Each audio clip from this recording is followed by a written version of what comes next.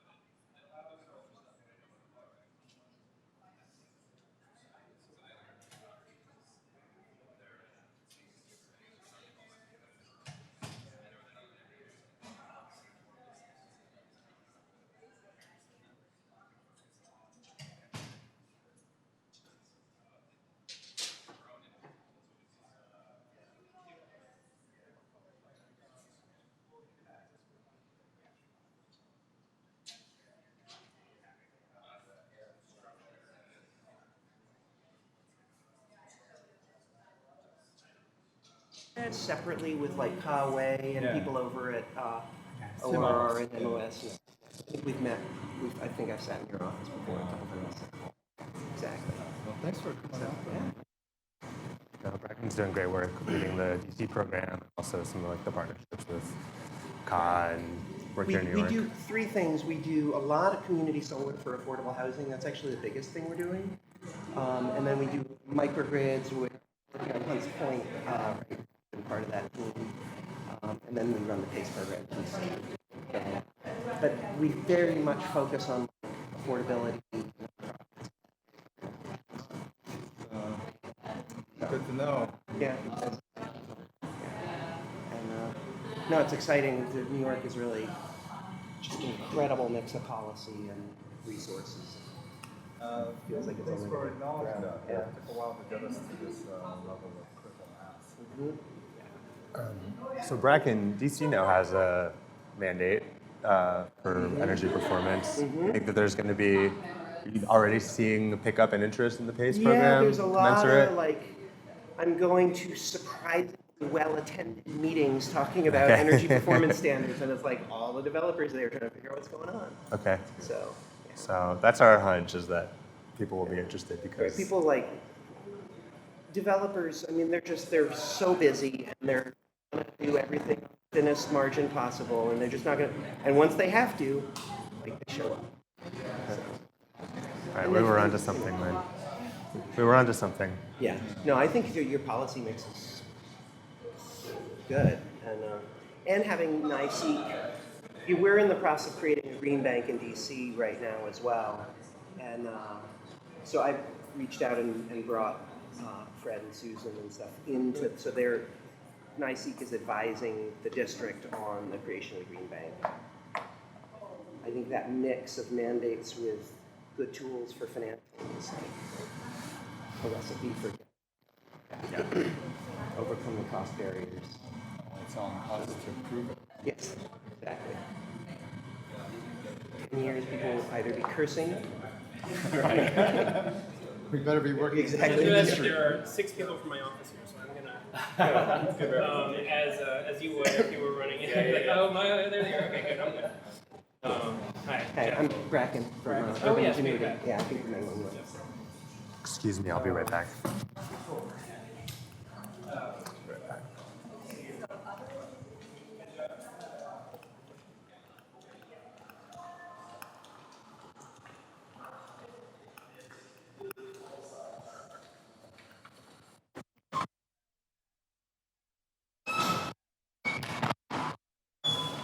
There you go.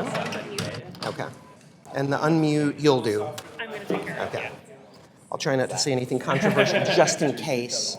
The live mic situation is never good. Always on.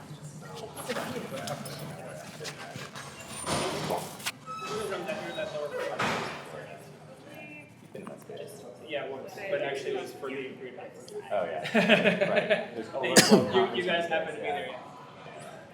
And then turning it on, but it's I muted. might be very interested to hear it. Great, great, great. There'll be another one. Yeah, I don't know how much And there's a work program that's actually. You said mid 2020, kind of What we're saying, Late. early 20. early 2020. Okay. Where's I this? just adjusted. Translate that how you will. But I did just make an important sort of connection for you a little bit. We're supposed to be. Hannah Blitzer and then but I know Hannah mentioned a bit, and so they were like, yeah, we're interested, and we see the plans. First thing is to figure out is how you're going to be comfortable with having one of these things part of your mortgage. And they were like, oh, so and so they started getting more involved and talking through the logistics of how. Because what we don't want to do is end up with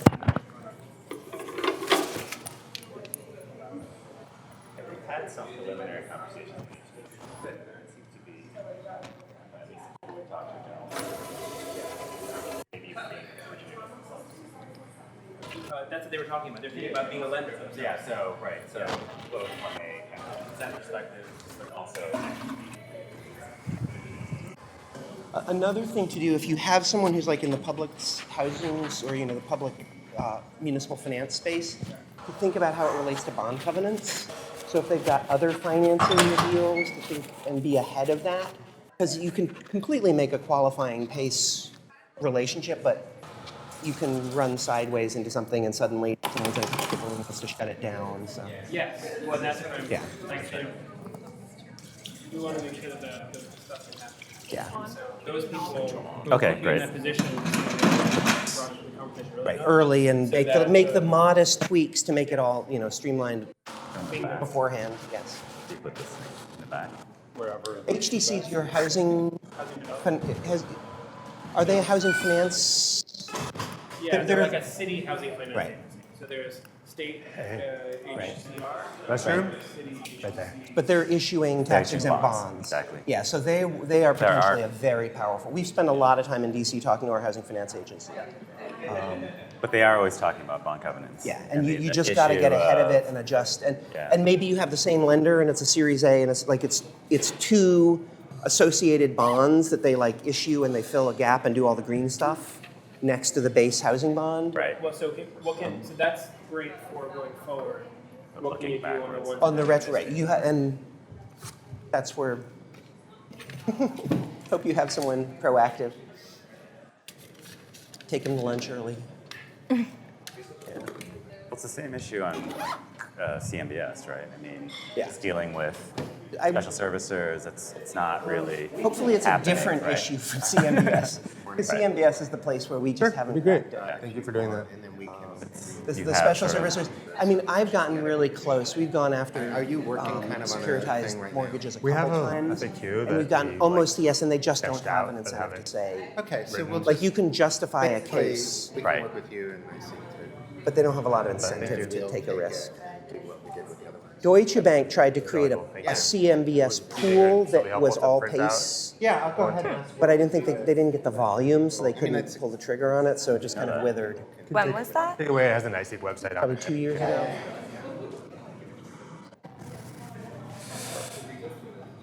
Well, we're doing a lot with Fannie Mae on the remortgage right now. Tracking performance of all of them. Yeah. And I don't know if they allowed case on anything. They have a policy that says they will, and I've had very positive conversations with them, but I don't think they have like programmatically Those the seats ability already? to do it easily. Or you just want to leave early? The guy who runs their multifamily, Okay. no, maybe is it David? Oh, What's it? I think we Anyway. can come to anything here. I'll have to pull it up. There was a guy who came out of What? HUD and was. It'll come to me. He's new. But they were kind of pushing to He's a try nice and guy, be Chris. positive about it, but. You're never gonna wear it Right. I'll give him a hard time. I know, I feel like I'm the square guy from DC here. It's so hot out there. You're from DC. It's an DC, excuse. exactly. I say that. Ask them if they remember. You're spot on For their with it. operating expenses, that they have this for no rent, and then ask if they're sure that they don't have any space. The way to work. Thanks for wearing the tie. I'm good. I'm looking forward to Jessa, this. Jessa Coleman. This Nice is- to meet you. Thank you. This is like our. Happy this is to kind be of my bread and here. butter. I work on this a lot, so. What? Yeah. Glad to be here. Yeah, we're really excited by all, I mean, we've been tracking the growth of the policy, and I know it's been a I'm multi-year gonna set my stuff down and I can. labor of love. Multi-year labor of love, yeah. Hey, Nikki. Good morning. Yep. So it's Arlene, thanks for coming. Literally, yes. like a fine wine. So is the format, you guys are giving a presentation first? And then, Yeah. Aaron is kicking it off, and then I'll do presentation, then so you guys, yeah. All right. Yeah, I'll move. Yeah. Okay. Make sure my phone's Are you off. staying over or you're heading back again? Back. back tonight. Busy, yep. So Yeah. It's a long day. be really busy with You can drink a beer Yeah. and like watch Netflix on the way home. Well, I'm actually going to take a long lunch. What I keep asking Andrew, but I've been DC, asking Maryland. Andrew for the last few Yeah. months. Jessa runs the Maryland Council, statewide they program. don't Yeah. have a And clear then I run understanding the of district when the line deployment. ends of when you want to be involved with like Big news, reviewing we're also contract in amendments. Virginia I know, now. Loudon. You Front hear? row? Ah, Very Abby exciting. posted. Like Yeah. So I'm handing it to and I'm handing it to you. Great. I know Jessica and Genevieve. Oh, shoot. Too many of the Is Genevieve still there? Yeah, she's my boss. Okay. Yeah. If ever not sure, feel free to like reach out to me. Uh-huh. I did coin the name Genevivica. Well, Andrea says. You did. Jessavica. That's, I've never heard that. Sorry. That's great. I'm stepping out on the. Balancing And you're act. with- We need to be waiting a few weeks for like Okay, gotcha. reviews, That's or fine. is Can I it get like, your oh, card here's too? the Can I like, give issue we're you having a between card? Let me go and grab like, it. municipal finance and contracts. Andrea, can you weigh in? I to promise help, I will like, understand email what you. the I'm intent running of the low law on was? cards. So that's where I'm like, you know, Yeah, and and we if I can. can never be any help, Yeah. try to figure it out, like let us know, and I I'll can relinquish this. Uh-huh. So we do mostly multi. Hey, good morning. You're in Great, New I York really only, like what you're or? doing. She's Again, just good working morning. since We tried starting this like 9 Okay. years ago. Welcome. My name's Richard Yancey, I'm gonna grab a Executive coffee and I guess- Director here at the Building Energy Exchange. And for those of you who are new faces, Before we definitely have. Yeah, welcome. And for those of you who are returning, welcome back. That's I have The Building Energy Exchange is a both on the same card, but yeah. 501c3 nonprofit. All right, take care. Sorry, a little too much coffee this morning. And our mission is to accelerate the transition to healthy, comfortable, and energy efficient buildings by acting as a trusted expert and resource to the building industry. And we are very excited to be hosting now the third in our series on New York City's landmark Climate Mobilization Act. And for me, this is a particularly exciting one because we're having an event with kind of what I consider one of our sister organizations, the New York City Energy Efficiency Corporation. We were both spun out of the mayor's office at basically about the same time, almost 10 years ago, I think.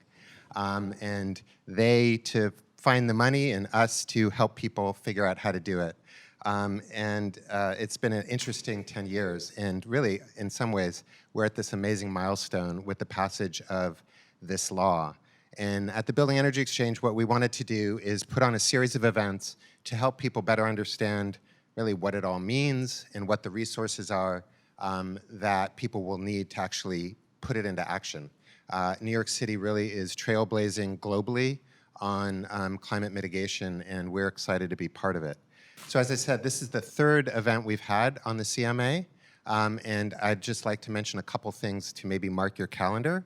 The next event we're going to do is on October 1st, which will be a deep dive look at the solar and green roof bill, which is kind of a little bit of the unsung stepbrother or something of the Climate Mobilization Act, but in some ways, it's going to hit the ground first. It goes into law very soon. There are basically almost no exceptions, and so everyone's kind of got to get up to speed with what they're going to have to do there. And then I would like to also mention that tomorrow evening, somewhat unrelatedly, but very interestingly, we're having an event on water reuse in New York City. It's an event that we're partnering with the International Living Future Institute on, and it's going to focus on a couple projects in Battery Park City, and I'm very much looking forward to hearing more about it.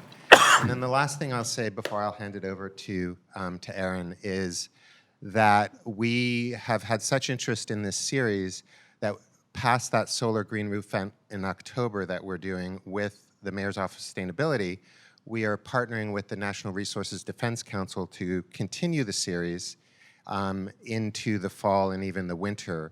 And we'll be focusing really on real solutions and the challenges in kind of the implementation and actually putting the law into effect in our buildings in New York.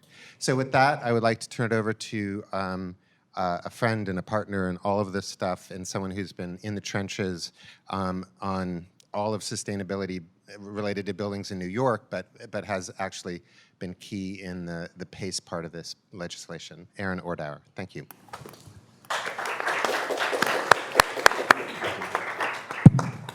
Hey, good morning, everybody. It's a pleasure to be with you. Is the mic working here? Yeah? Okay, wonderful. Good morning. My name is Aaron Ordauer. I'm with the Mayor's Office of Sustainability here in New York City. It's a real pleasure to be able to welcome everybody to the Building Energy Exchange. Thank you so much to Richard Yachts and the team for hosting us this morning.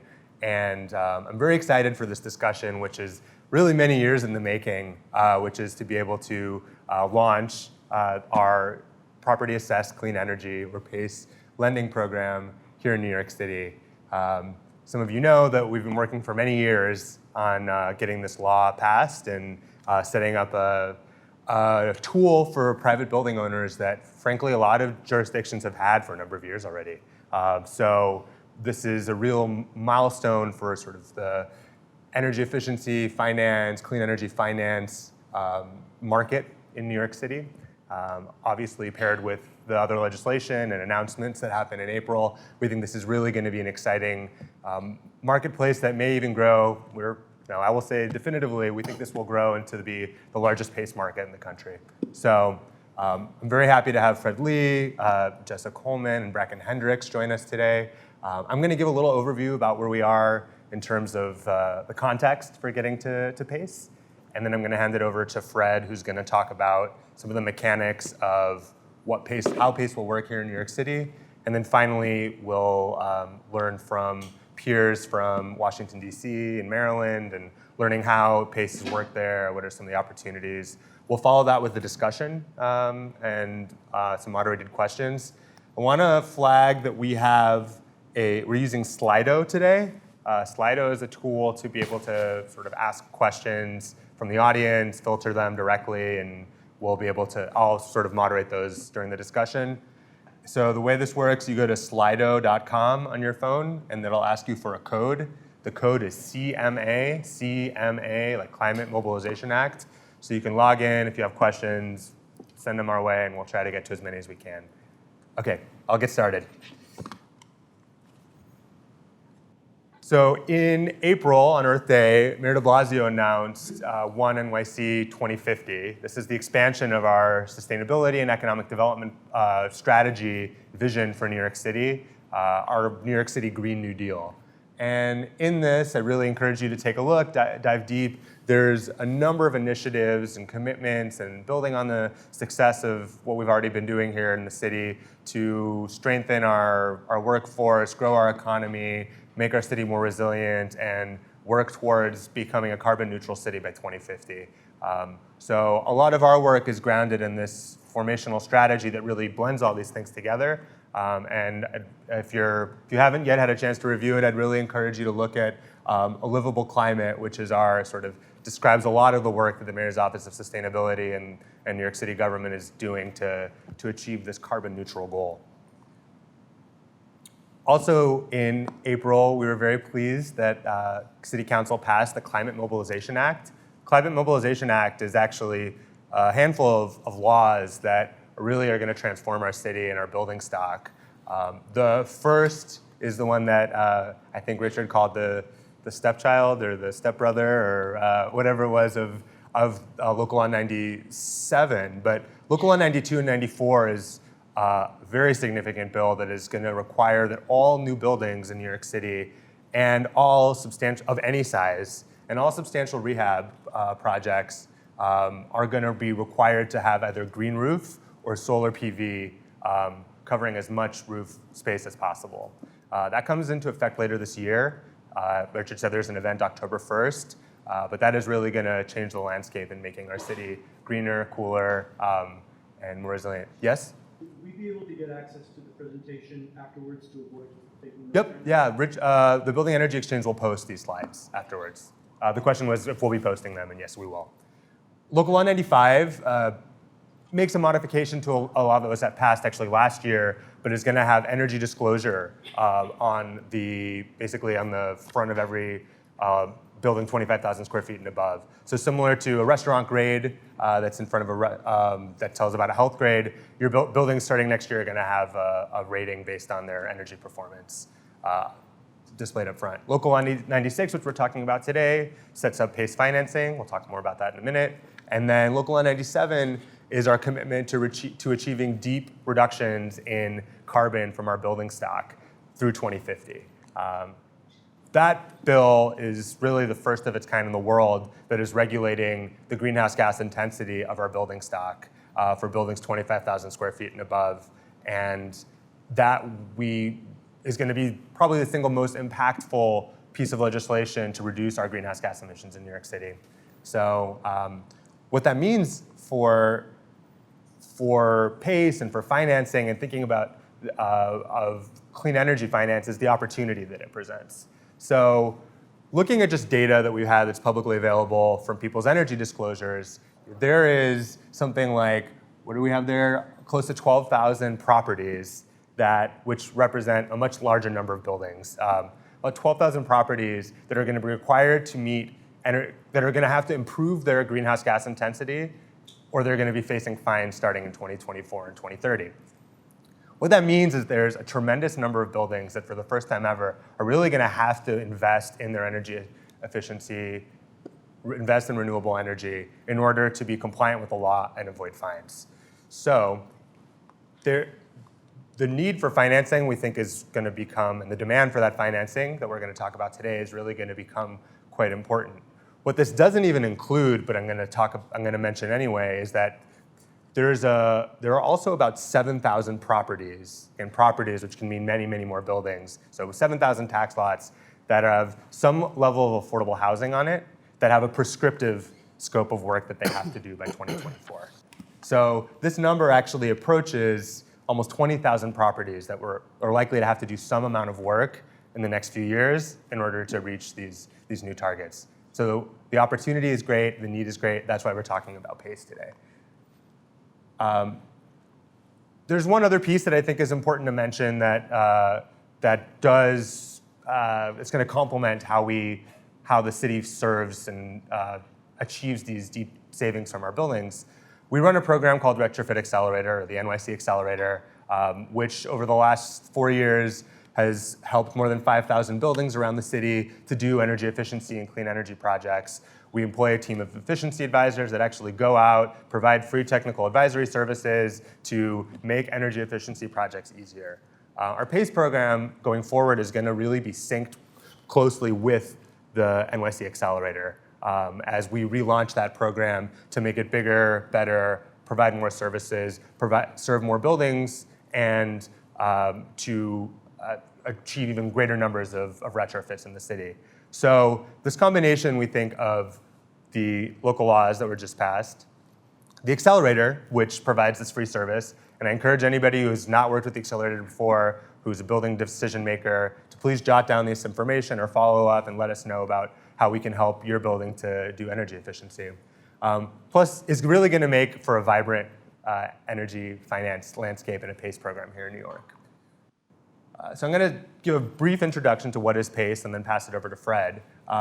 Fred Lee from NYC is Property Assessed Clean Energy. And effectively what a PACE program is, or what a PACE loan is, it's an assessment on a property that allows for a private building to take on long-term financing, often at no money down, at lower interest rates, to pay for eligible energy efficiency or renewable energy projects in their building. There's a very expansive list of projects that are eligible for PACE in New York State. PACE loans are made using private funds, so we will be qualifying private lenders that will be able to participate in the program, but rather than getting a bill from your private bank, the repayment of that assessment will come on your property tax bill. So it's a special assessment. In the United States, there's something like 7,000 special assessment districts. They're used all over the place to fund sewer districts, schools, parks, transportation, you name it. We have a number of these in New York City as well. This is another form of a time-tested model of a special assessment on private property to pay for a public good. In this case, it's energy efficiency, clean energy. PACE debt is non-accelerating, and what that means is that a property, if you have a 20-year PACE loan and you sell the property that you own after 5 years, the assessment basically lives on with the new owner. So what that does, and our other presenters can talk more about this, it changes the economics a little bit about taking out a loan. You might be hesitant, or an owner might be hesitant to invest in an energy efficiency project that has an 8-year payback period if they're not certain that they're going to see those savings. In this case, you see the savings that you actually enjoy through reduced utility costs, and then the rest of that bill, the rest of that assessment is paid by the next owner who still enjoys the benefits of lower utility costs from that energy efficiency or renewable energy. Around the United States, PACE is legislated and authorized in about 36 states in the District of Columbia. It's a growing marketplace. There's close to 2,000 commercial PACE projects that have been closed already. We're approaching the $1 billion mark in terms of the number of originations in the country. And just from the commercial PACE space, we've seen from PACE Nation, which is the national advocacy organization, estimate of about 13,000 jobs created just from these projects. I'll note briefly here that in New York State, we only allow PACE for commercial buildings, or CPACE. So that basically excludes only residential 1 to 4 family homes. Other than that, PACE will be eligible. There's only a couple states currently that allow PACE for residential 1 to 4 family. There's a chance in the future the state will give us the authorization to lend using PACE into that market. But for now, we're focused on getting this up and running for the commercial or CPACE market. And with that, I'm going to hand it over to Fred Lee, who's going to talk a little bit more about how the program will work here. Thanks. Thanks, Aaron. Is the mic on? Can you hear me? Okay, great. I'm Fred Lee. I'm with the New York City Energy Efficiency Corporation. We are the administrator for the CPACE program in New York City. We were created by the city in 2010, originally to be a PACE administrator and to launch a PACE program in New York City. So it's very gratifying to finally be able to actually do that work and to fulfill our original mandate. And personally, it's really gratifying for me because, as Aaron alluded to, we've been working on this for a very long time. I've personally been working on this for many years and getting a program into New York City. So the passage of Local Law 96 was a very happy day for me, and may or may not have included a night of celebratory karaoke with the MOS team. So it was a good day. So anyway, we were created by the city, but we're actually an independent 501c3 specialty finance provider. We are the country's first local green bank, municipal green bank. We have an active mission-based lending business, primarily in New York City, but also in other parts of the country. We've done financings in both Philadelphia and in Baltimore. And our products include direct loans to building owners. We've done ESA and PPA financings, and we've done a lot of pre-development lending. This is just a quick snapshot of our track record to date. We've originated $152 million in projects. Our projects will reduce greenhouse gases by 750,000 metric tons. We've improved 220 buildings, and that includes thousands of affordable units. We've created 1,600 jobs, over 1,600 jobs. And we've really established ourselves after 9 years as a successful community scale model that other municipalities are seeking to emulate. And so we're providing some advisory services to other municipalities looking to set up their own version of NYC, and working with Bracken and his team in the DC, for the DC program, which was just established. So moving on to PACE. So Local Law 96 says a loan shall be repaid by the property owner through a charge on the real property benefited by such loan. Such charge shall be on the real property and shall be levied and collected at the same time and in the same manner as municipal taxes. So what that means is if a building owner takes on a PACE loan from a PACE lender and does a PACE eligible improvement in its building, the city will create a charge on its property tax bill, a separate PACE charge, it's a line item, alongside of every other charge on that bill, and treat it in the same way. So your property taxes, your water, your sewer, your sidewalk improvements, any other special charges, they're all treated the same. So from a lender's perspective, that's a great thing, because you know that you're sitting alongside of the city in terms of your security interest in the building, and therefore, if there's ever an event where the building's not paying, and there's ultimately, God forbid, a foreclosure, you will get paid before anyone else. You and the city will get paid before the mortgage lender. And that's really the power of PACE. That's why capital markets are really interested in it as a product, and that's why you can get very competitive interest rates. So the next page is it's a diagram that just shows the flow of funds of the PACE charge. So as Aaron said, the PACE program is going to be an open PACE program in New York City, so any pre-qualified lender can originate a loan. The loan proceeds will be then passed on to the building owner, who will make the improvements. The building owner will then make semi-annual payments on his property tax bill to the taxing authority, the Department of Finance in New York City. And then those payments will get passed on to us, the administrator or our trustee, and then flow back up to the lender. So that's just the flow of funds. This is a very basic hypothetical situation for a building in New York City that has chosen to take on a PACE loan. So assessed market value of $20 million. So a building pays $2.5 million in property taxes. It takes on a $1 million PACE loan at 6% interest over a 20-year term. It's going to pay $87,000 on that PACE loan. You can think of it sort of as an incremental tax rate increase of 12.87% to 13.2%. The building has taken on that loan to do improvements in the building, so the assumption is that you'll be saving, in this case, $100,000 a year. So that means you are paying for the improvements and then some. So you're never going out of pocket to do the work that you're doing to improve your building. And that's over a 20-year period. And as Aaron said, if that's a 20-year commitment, but that stays with the building. So if you're ever in a situation where you need to sell your building as an owner, you can do so without worrying about the obligation of the PACE loan staying with you. In terms of project eligibility, the property has to be commercial real estate. This is a commercial PACE program located in New York City, but that does include multifamily buildings of 3 units or greater, and that also includes nonprofits and houses of worship. All the measures must be cost-effective energy efficiency measures or renewable energy systems and related costs. Cost-effective, those words are really important. They're in the state law, and they've been interpreted by the state, and this is in the guidelines to mean a couple things. So there's a list of predetermined to be cost-effective measures that the state has put out. So if your project consists of those measures that are listed, then you are by definition doing a cost-effective energy efficiency project, and that's all you have to do. If your project does not have or has measures that are not on that list, then you have to do what's called a CBR analysis.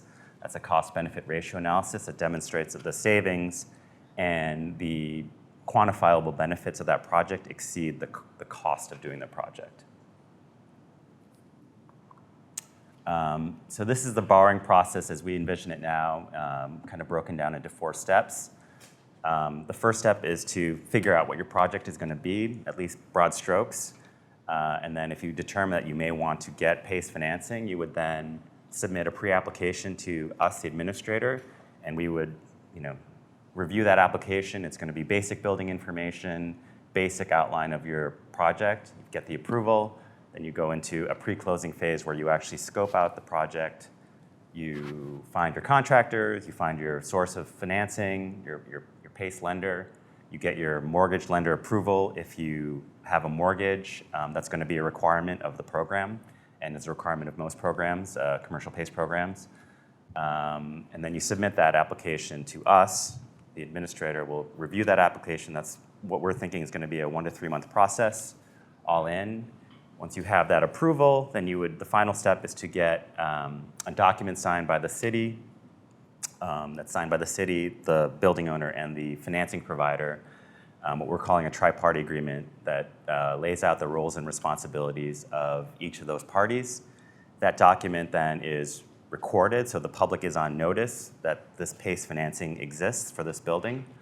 And then you've reached your closing, and you receive the proceeds of the PACE loan from the lender, and you're on your way to project completion. So when is this going to be available? We are in the midst of the rulemaking process right now, so we have a draft that's being reviewed internally by the city.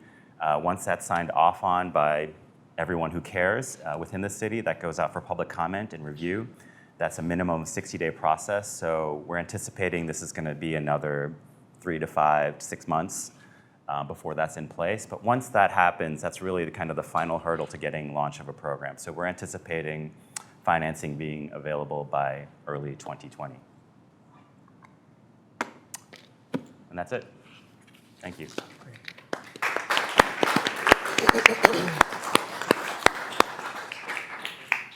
Next, we have Jessa, who's going to speak. Thanks.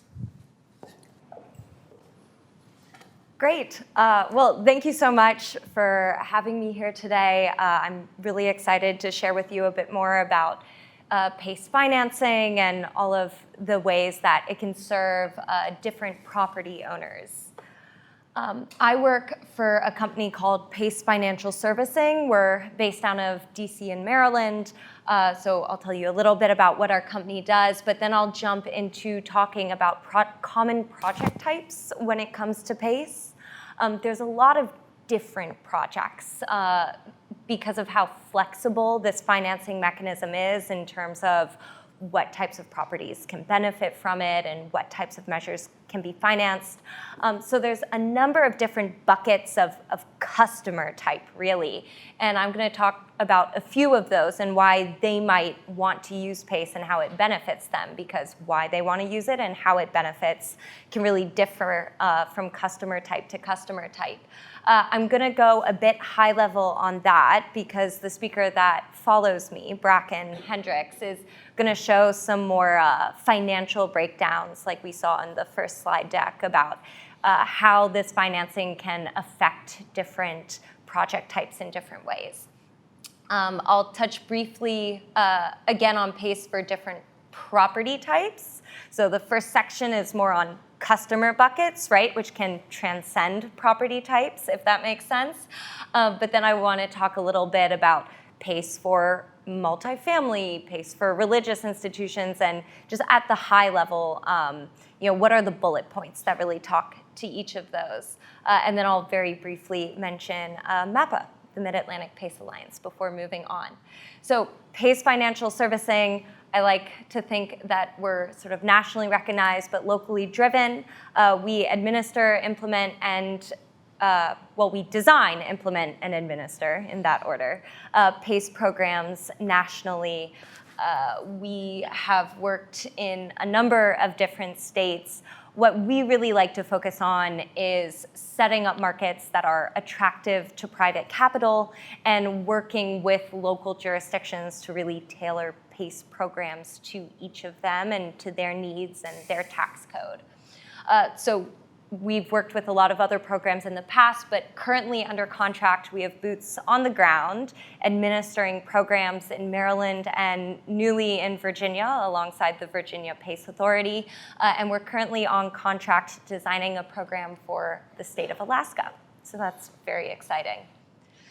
All right, so I'm going to jump into my examples here. Now, the first example that I want to talk about is the example of a small Main Street business, right? So maybe this is your deli around the corner or something like that. We had a project in Maryland called The Finishing Touch. It was a custom framing company that needed to do some basic maintenance on that building. It was an old building in a more rural town in Maryland. And the customer was really focused on improving the experience of the tenant that was occupying the property. They had 60-year-old HVAC systems that needed to be replaced, and they were losing a lot of heat and efficiency through some very old windows. So they benefited from about $135,000 of PACE financing to finance these measures. They took $7,000 in financing out of the first year, and over the lifetime of that repayment period, which was 20 years, they saved over $300,000 in energy efficiency savings.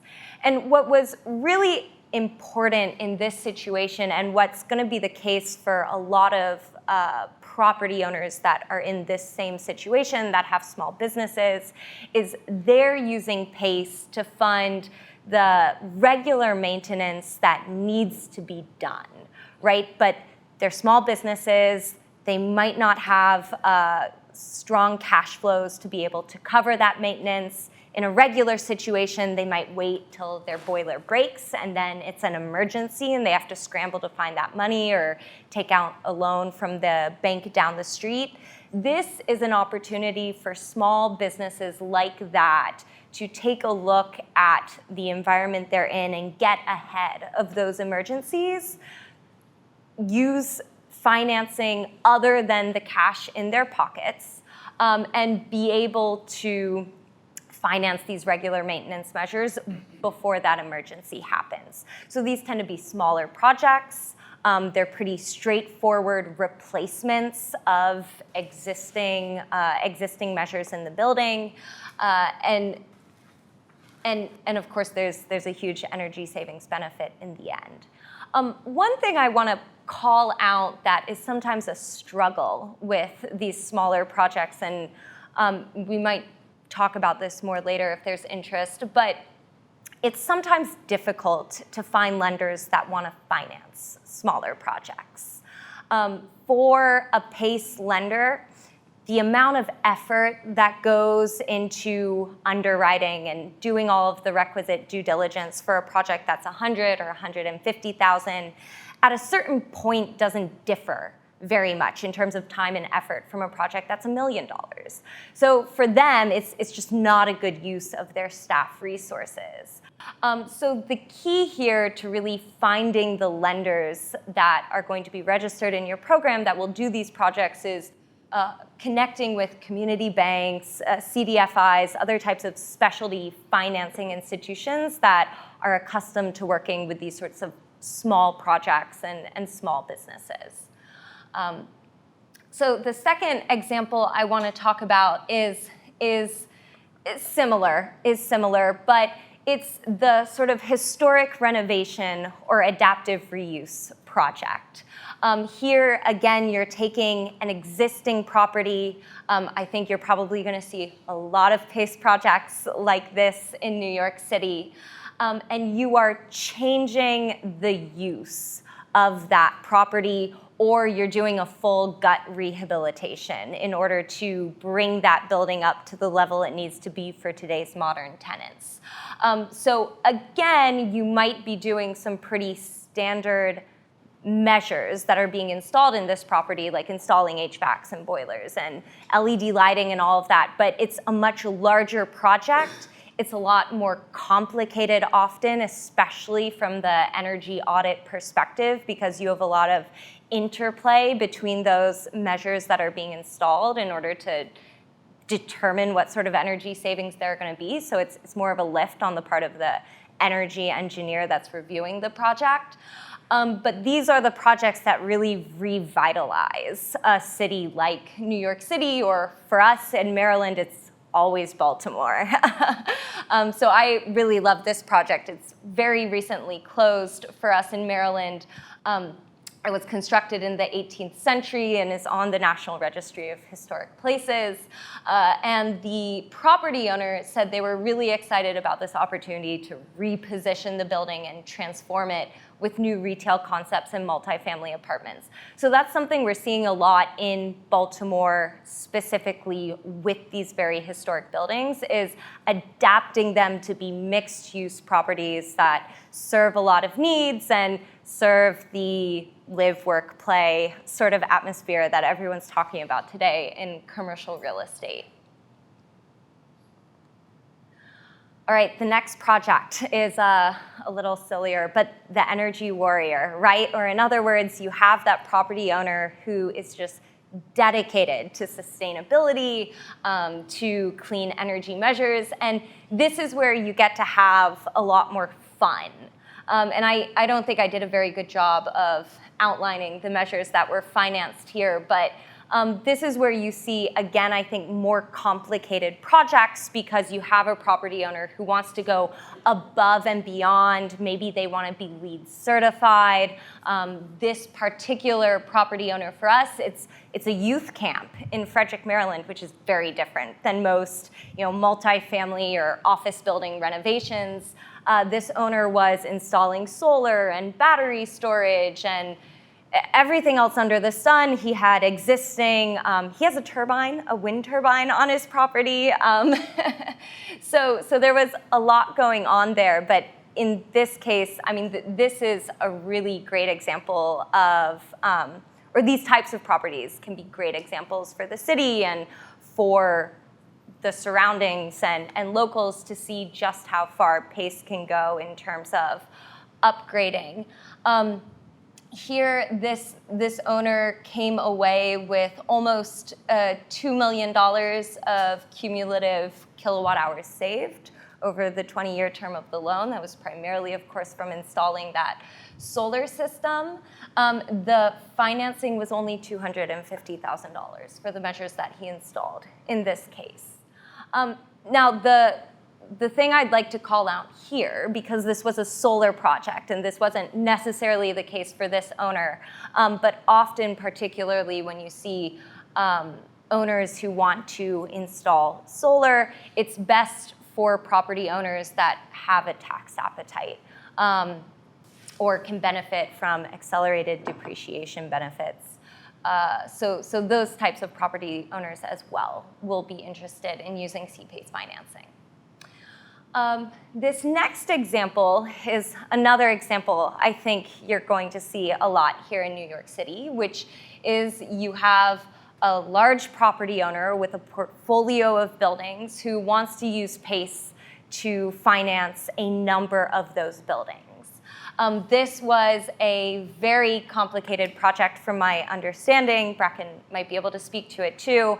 My predecessor worked on the project with Bracken because this property owner owned properties in both Maryland and DC. And the wonderful thing about having both of those jurisdictions opted into PACE is that we as administrators could work with that property owner in order to develop one project that could be used to cover financing for multiple properties and the same measure in each property. So this project owner, again, connected with the Maryland PACE program, with the DC PACE program, with one single PACE lender, and came up with this complicated, multi-jurisdictional, multi-property project that in sum was $4.8 million of financing and over the lifetime of these measures, which were replaced, which were boilers, the owner achieved $3.8 million in lifetime savings. So in this situation, the lifetime savings did not exceed the financing that the owner took out for CPACE. But the interest here is that the owner was able to, again, finance these measures without using his own cash. So he was able to preserve his cash to invest in other parts of his business, which you see frequently with these larger developers. Another case in which owners might be interested in PACE is owners that are in need of flexibility. So again, maybe you have a large developer that's frequently purchasing, managing, and selling properties. As has been mentioned before, PACE will transfer to the new owner upon sale. Or you have an owner that owns a number of properties and they rent out those properties to building tenants. In certain lease structures, the building can pass through the energy savings as well as the payment of the CPACE assessment to his or her tenants. So in that situation, the property owner is, of course, is always the one who has to apply for the PACE financing, but it is the tenant who is benefiting from the PACE financing who is also paying for that PACE financing in the end. All right, and this is my last set of examples. This here, again, it's very straightforward. You have a basic retrofit, right? You have a building, maybe it's 10 years old, there's some generic maintenance that needs to be done, or maybe you see this a lot in the hotel industry, actually.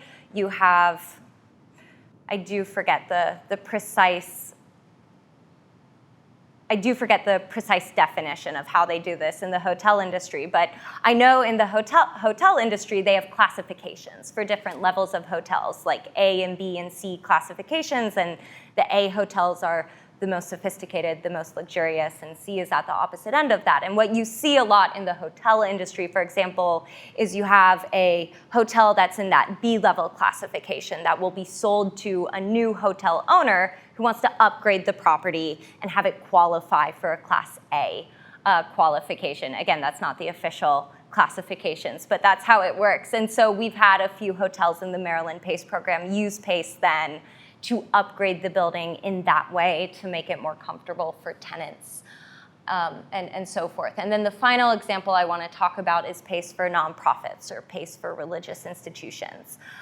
PACE here, again, is really a no-brainer when the underwriting works out because it's a way for institutions that don't have a very strong cash flow. Their cash flow might vary because it's coming from donations to finance, again, measures that need to be done, but then repay that over a very, very long term. So another project that I see very frequently or get asked about very frequently within this bucket is churches who want solar. Churches love solar, get calls about it all the time, because obviously churches do have a very variable income due to them being donation-based, the ability to install solar on their roof, not have to worry about their energy bill over the long term, and have that very minimal annual payment because it's extended over a 20 or a 25-year period is very, very attractive to churches and similar institutions like that. So that would refer here as well to owners who might be deemed unfinanceable or not quite on the same financial level as a regular property owner. So these are owners who have a strong focus on zero cash down. They can't pay anything out of pocket for a down payment, and who don't have otherwise good access to capital. Because CPACE is underwritten partially based on the value of the property itself, owners who might not be able to access capital from other places might be able to access capital from CPACE because of the underlying value of their property. All right, so that was a whole bunch of different examples, but I want to talk here just very briefly and explicitly about some of the major property owner types that we see in Maryland: offices, the hospitality industry, institutions, developers, and manufacturing. So again, to sum it up a bit, offices are very often looking at CPACE because it improves their net operating income. It helps them, therefore, handle deferred maintenance without using their capital expenditures.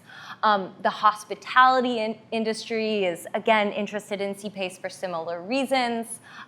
That's what is called performance improvement plans. That's what I was talking about earlier, that you'll also see the hospitality industry using CPACE when they're in a situation where they're trying to improve the level of their performance improvement plan. Institutions we just talked about.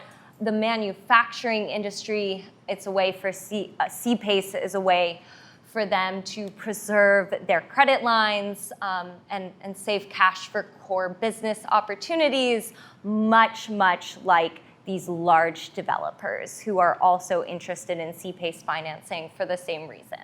Another reason that large developers are interested in C-PACE financing is very basically it is a lot cheaper than mezzanine debt.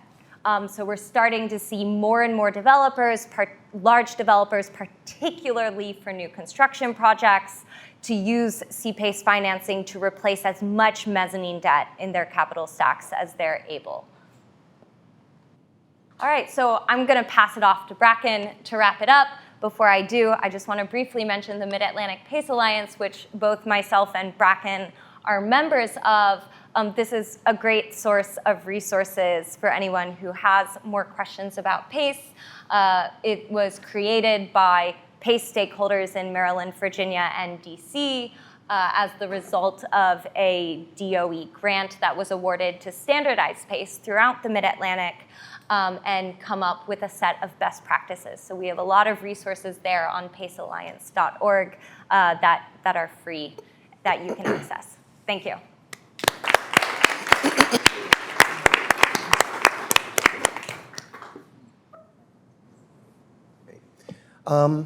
Hi, Bracken Hendricks. I am the program administrator for the Washington, D.C. PACE program. In the District, Maryland, and Virginia, we're the earliest that was created. We've done about $50 million of PACE deals, a little over that right now.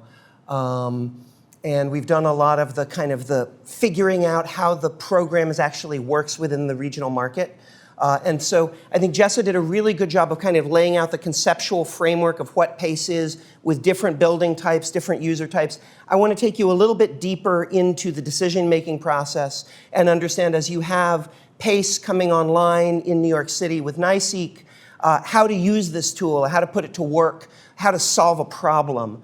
A lot of folks kind of come at PACE as energy advocates. Ultimately, you've got to be useful to a developer in their decision making and solve a pain point for a property owner, make the development activity work better. Otherwise, it's just not worth the trouble. What I think we found is that PACE really solves a number of particular greening of the built environment challenge as well. And so I want to kind of drill down on that. And I'm going to do it a little bit through some numbers, just because I think sometimes it's easier to see a deal and see like how you actually save.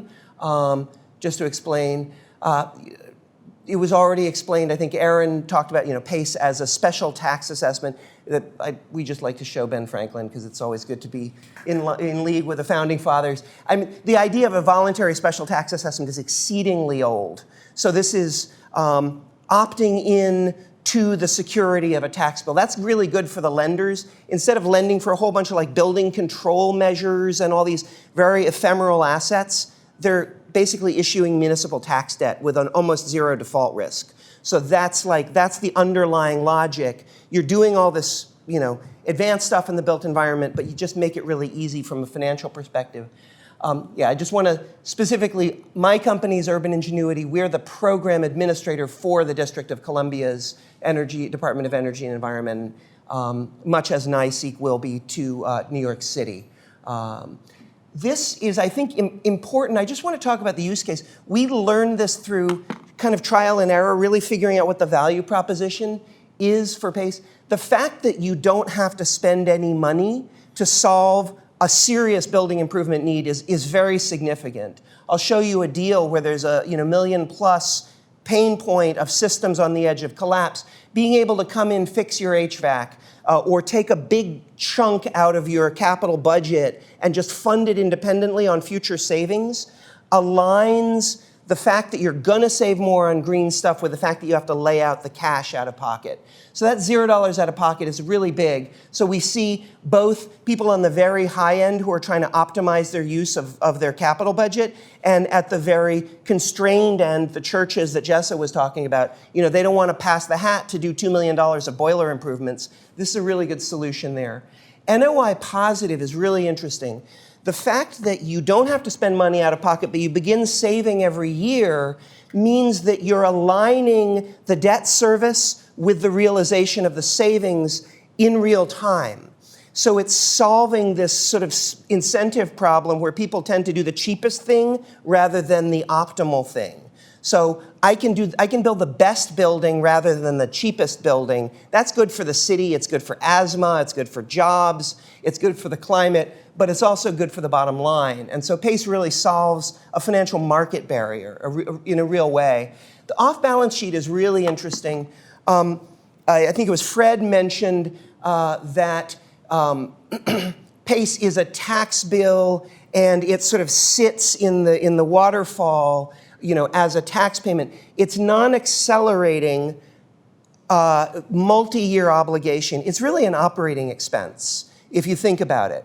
It's a new tax bill that you're going to pay over 20 years. Yes, it comes in front of the mortgage, but only the semi-annual payment that you may have missed. The principal never accelerates. So from a very, from a very real accounting perspective, PACE is not a debt obligation that's constraining the balance sheet of the property. And the fact that it's tied to the property rather than to my credit, it does very interesting things from a financial perspective. We can talk a little bit more about that in a minute. Sometimes I think Fred also showed the kind of the repayment cycle. This is a slightly different visualization built around the districts program. But if you're the property owner, what's happening here is you want those savings and you've got a problem about coming up with that money. You've got a private capital provider who's putting the money in. So this costs the city nothing. But what's happening over here, what's really happening is New York City is lending its repayment authority to the capital market. So you have the security of the municipal debt market. So at closing, the capital provider gets to own a note that owns all of the cash flowing off of the tax repayment. So they actually get that as their security. And then the property owner gets to build the project with no money out of pocket, and they just start making those semi-annual payments over time. So it really sort of streamlines how the money flows. So I'm going to walk you through one case study, and then I'm just going to tell you really quickly about a couple individual projects that show you how this kind of moves in different directions. It's a large commercial office building. They were looking at mechanical systems that were near collapse. They had a public tenant who had to meet like an Energy Star performance grade. So they wanted to keep their tenant happy. Everyone was uncomfortable. They had to spend a lot of money out of pocket. It was a family-owned real estate development firm. The building's throwing off a lot of cash and rental income, but they really didn't want to spend that money out of pocket to fix the HVAC. And it was, so it was basically a classic deferred maintenance and a slightly obsolete building stock with a tenant who wanted more.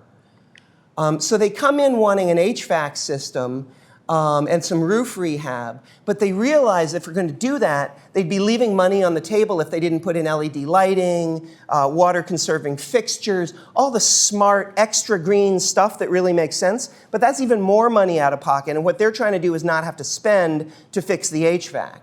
So they've got, once you put that together, there's a potential $1.6 million project. Basic energy modeling with conservative estimates shows you're going to throw off $170,000 a year in energy savings, but they still got to spend the money. But if you look at that as a cash flow that's now available for debt service, you could actually fund $1.9 million, almost $2 million off of those future energy saving stream. So they only need to cover 1.6.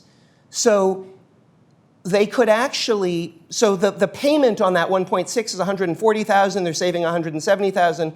Lo and behold, the project with no money out of pocket is improving their net operating income by $30,000 a year. So if you look at the cap rate for the building, this is now actually a more valuable building after the improvement than it was before because it's throwing off more income. So they spend no money out of pocket. They don't have that pain point. The customer's happy. They're extra green. They get to save money. And they've actually got a more valuable asset. And this is just, as a green advocate, it's very, very common to come in with these projects. And it's like they pay for themselves over the life of the building. No brainer. You should do it. But then they say, listen, we got to get a payback in a couple of years to be willing to dedicate the capital. Very, very common to look at that payback period because I'm tying up my money. I got other things to do with my money. Prove it to me that this makes sense. And it's very, very common to have very smart green projects shot down at the CFO level. This just shows you that really, there's real financial logic to that PACE solves. If this owner was going to spend $1.6 million out of pocket and get $170,000 a year, after year one, it's still deeply red. They're still $1.4 million out of pocket. So if you look at the net present value of that investment, it's pretty weak. After 5 years, it's still negative after 10 years. So the CFO is going to say, no, I've got other things that are going to give me more value for that $1.6 million. I'd rather invest the money where I'm getting a return. The IRR is only barely positive. So again, this is just the financial logic of green stuff, even if at a holistic level it makes sense, isn't always there when you look at my building with my money in my bank account. It's not always what I really want to do. And as a homeowner, I would love to have the greenest house, but I got a tuition bill to pay or whatever.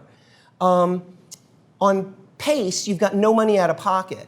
You've got your savings and your payment. You're aligning that. You get your positive cash flow every year. So it's very modest incremental value, but it's highly accretive. And after 5 years, after 10 years, you're just making money by being green because you've aligned that.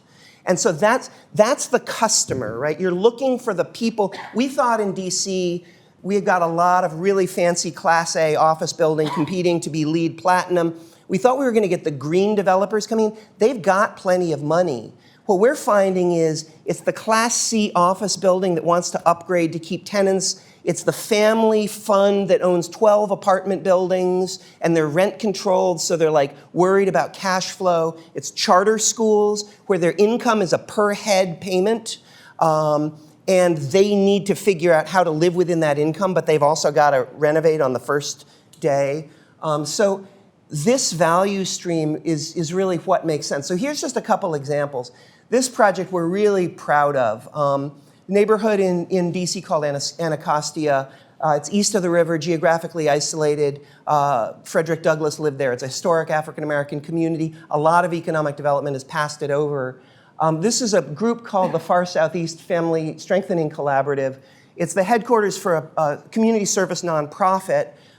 They put in a restaurant and bookstore on the ground floor, a real need for retail as part of the economic development. So it's a great community asset. They had tax-exempt municipal bonds that were funding the upgrade of an existing building that was basically an eyesore on Main Street to turn it into this. They had a gap.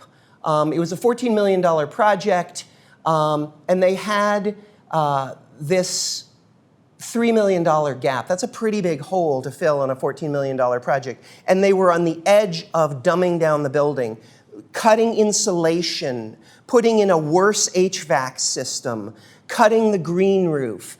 And it's always the green stuff that's expendable because that's the nice to have. They're trying to build a building to run their nonprofit and serve the community. And every dollar that they're spending is coming out of services they could otherwise offer for tutoring or financial literacy or health access.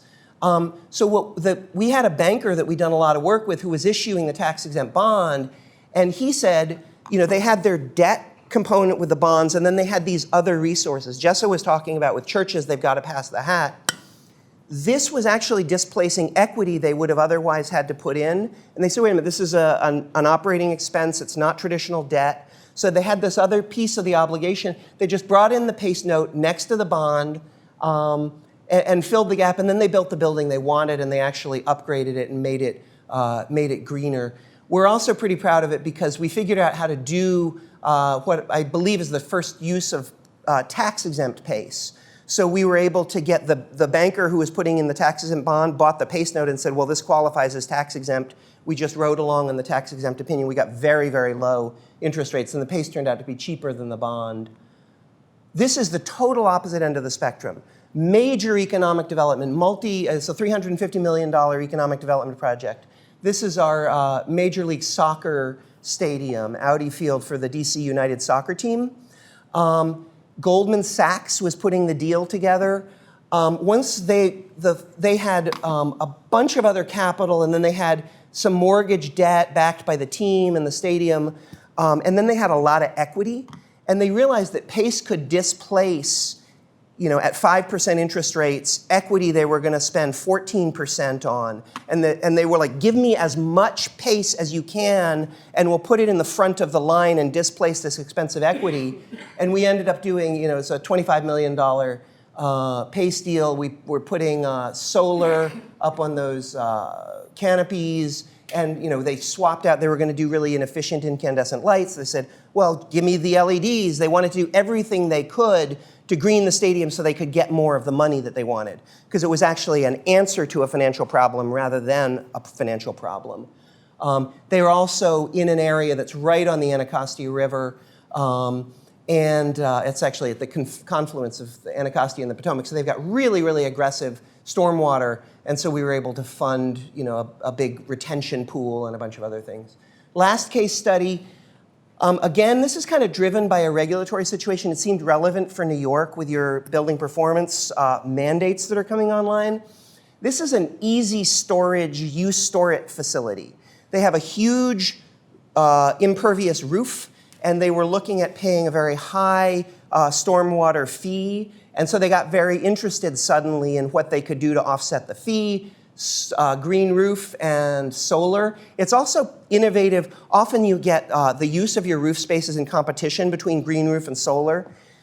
This was the first time we'd done this. It's being done in Europe more, but it's a ballasted solar system, and the green roof is used as the ballast. And interestingly, the green roof cools the solar and improves the efficiency and the performance of the solar panels, and the solar shades the green roof, and it actually improves the performance of the stormwater retention and just the survivability of the green roof. So it's just a really nice virtuous circle. It's like a $750,000 improvement. It just solved a need for them. It's a you store it facility, but it just it was helpful to the building, and again, they didn't have to spend money out of pocket. So anything they got out of this was gravy, and we paid for their roof. And then we upgraded their performance from a regulatory perspective. So, what's not to like? So that's kind of the value proposition from a few different angles. What you're doing in New York is really exciting. And I think, I forget who it was who said at the beginning, but New York really could be poised to be the largest PACE market. It's taken a long time to bring the program online. But if you think especially, properties that are struggling in outer boroughs, and there's just a lot of applications here with this dense fabric of the built environment. We're really excited. And NYC, also we mentioned DC, we're creating a green bank. You've got a really nice mix of things with strong regulatory drivers, but a lot of financial tools and incentives to help property owners meet those high standards. And that's really how you get a highly functioning green market and how you mainstream green practices in order to build a stronger, better, more vibrant community. So I think with that, am I turning it back to you, or Thank you so much, Bracken. Would Thank you guys you. join me up on the...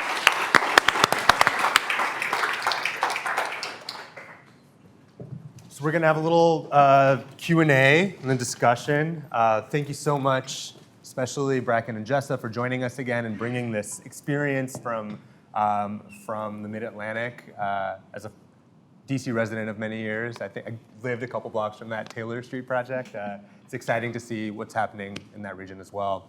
To Jessa's point about collaboration, I would be remiss if I didn't mention that in New York State, there's another program called Energize New York that serves as a PACE lender throughout many jurisdictions in New York State, throughout Westchester County, throughout Long Island and upstate. And we are working very closely with them to make sure that our program aligns nicely.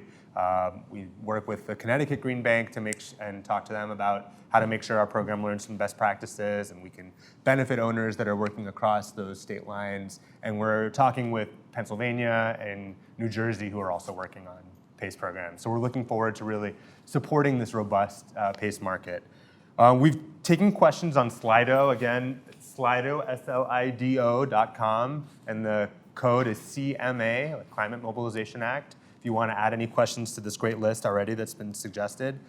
To kick it off, I'd like to ask, sort of maybe starting with you, Fred, What is the process for somebody who's interested in thinking about a PACE loan? How should they get going and exploring this? So, well, I mentioned earlier in the presentation that we do have a pre-application process. And so I think if you're even just contemplating doing a project, I think giving us the basic building information, address, building type, and then just a general outline of your project, we can review that quickly and turn it around and tell you, yes, you have an eligible project. I guess the second thing I would say is we're also going to have this pre-approval process for PACE lenders, and we're going to make that list available to the public. So you'll be able to see, sort of once you've gotten past that first step, you'll be able to see a list of lenders that are sort of within the system and ready to originate PACE loans in New York City. And you can contact those lenders from that list. So I think that's probably the way to start the process. And Bracken or Jessa, who are those PACE lenders? Who's out there participating in your marketplaces? What are those organizations like? Sure.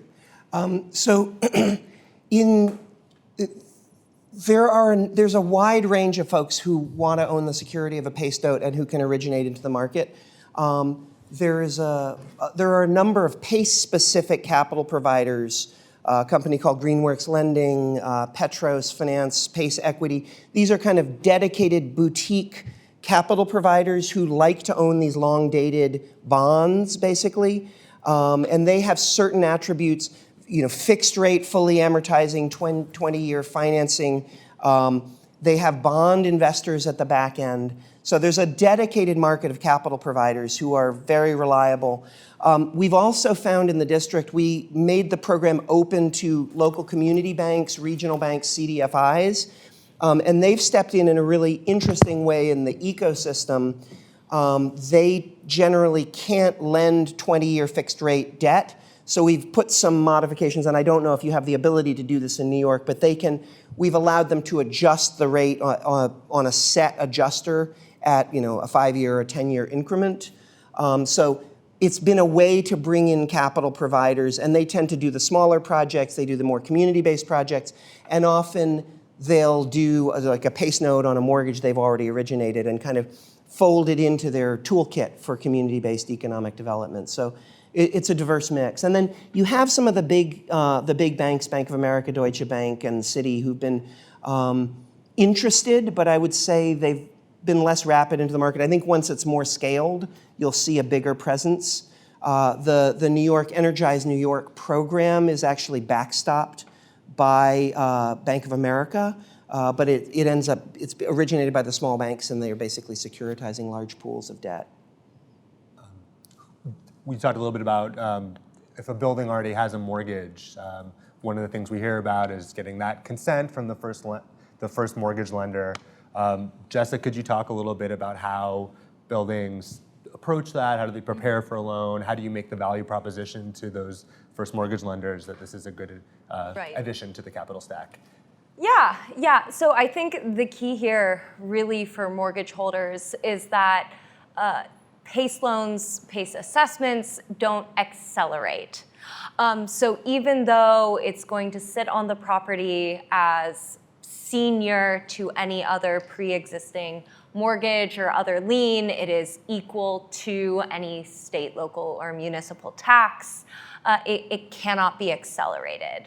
And so what that means is that the only amount that will ever be due is the amount that has been set as due according to the payment schedule in a given year.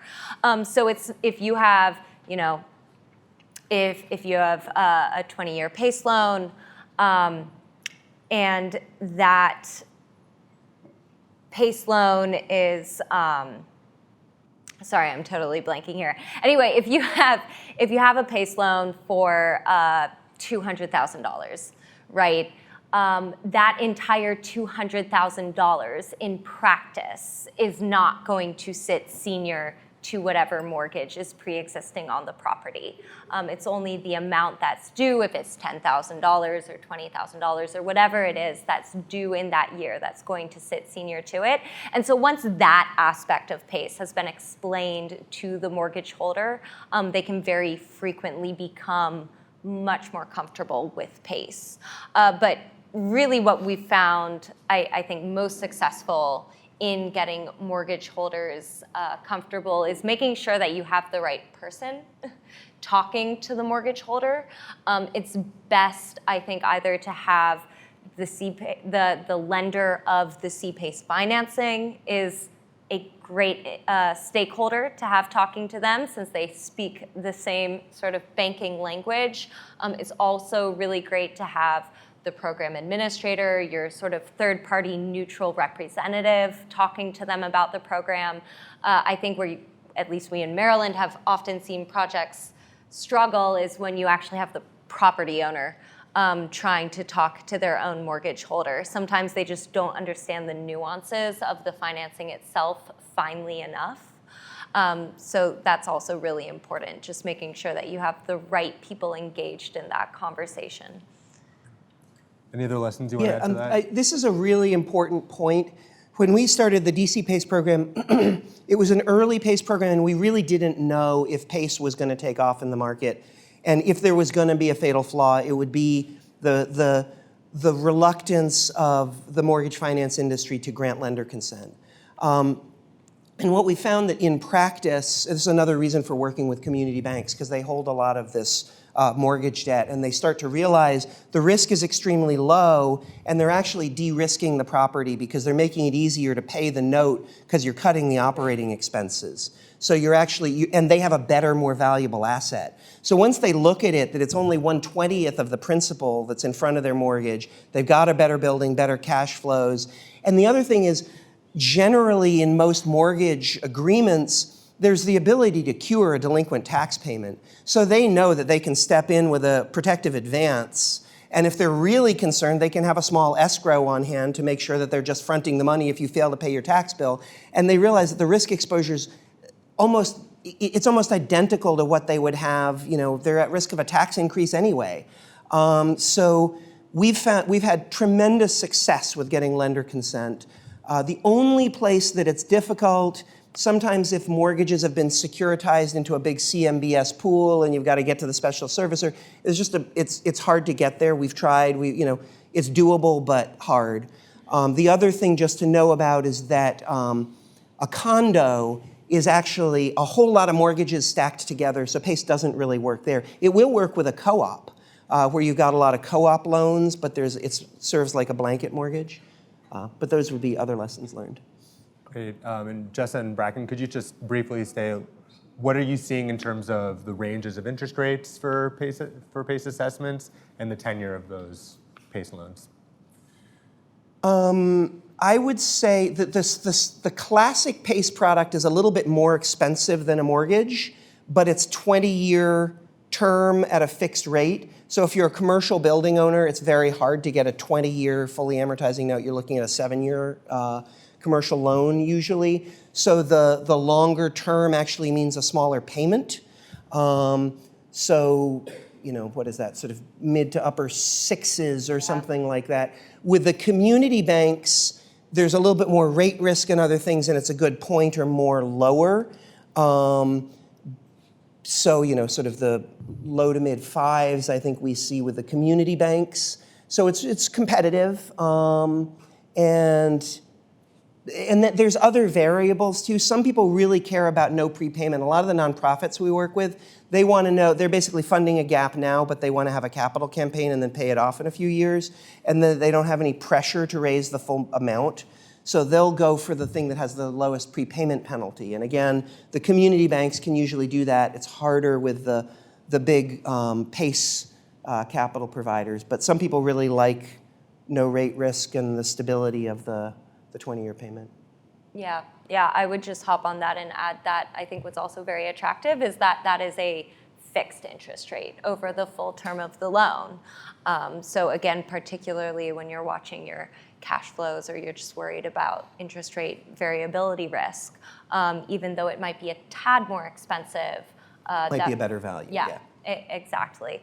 And broadly, I would say the terms vary, I think, primarily based on jurisdiction, right? Every I think in almost every situation, if you're taking out a PACE loan, you're going to try to achieve the maximum term possible because you're bringing down that annual payment.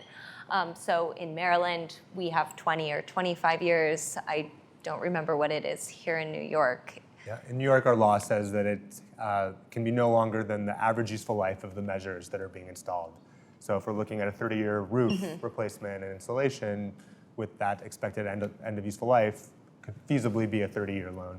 Right, and so what you'll see then in a situation like that is as the project is being developed, the contractors, the lenders, the property owner will work to try to incorporate measures into that project that have that longer useful life to bring up that average and get closer and closer to that 30-year term. Okay, Fred, do you want to say anything about sort of co-ops or other nonprofits, other sort of specialty borrowers and how they would be able to participate in the program? I'll just reiterate what Bracken said about condos. We haven't found a way that we can finance condos with PACE, so I think that's not going to be able to work under our program, and I don't think it works anywhere else.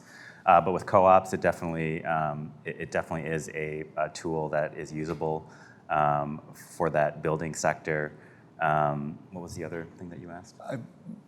Nonprofits, religious institutions. Yeah, I mean, anyone who gets a property tax bill, even if they're not paying property taxes, they're going to still pay charges on a bill that goes to the Department of Finance. So if you're paying a bill for a sidewalk improvement, your water bill, you're getting a bill from the department, you will be eligible for PACE financing. I think that's an important point. Even a fully tax-exempt religious institution, affordable housing development can still take advantage of this, be able to participate.